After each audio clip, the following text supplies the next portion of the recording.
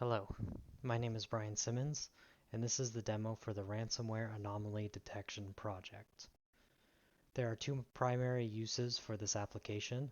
The first is training the learning model, which is done using the default command for the application. You can optionally input a specific location where the application will pull the log files from. You can also input a specific file name, but by default, the application parses all sysmon archive files in the default Windows log location. This is an example of what the output looks like when you're training the model using the default function.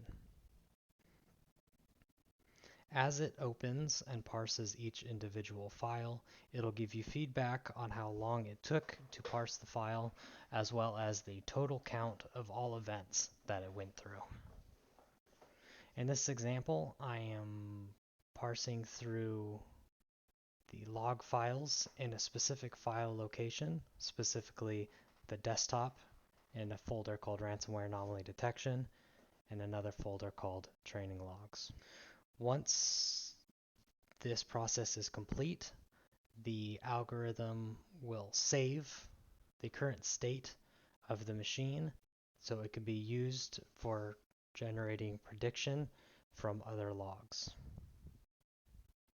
Once the training is complete, you can move on to the second part of the application.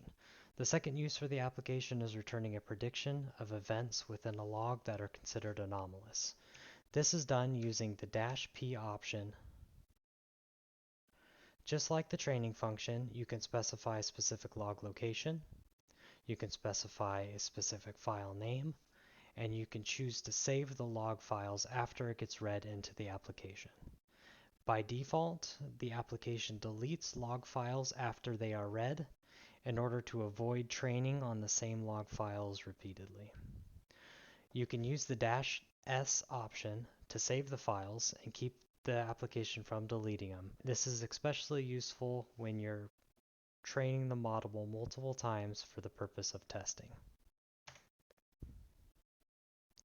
In this example, I am going through all the test log files in this specific folder, and I'm using the -p option to return a list of all anomalies that the algorithm finds within those files.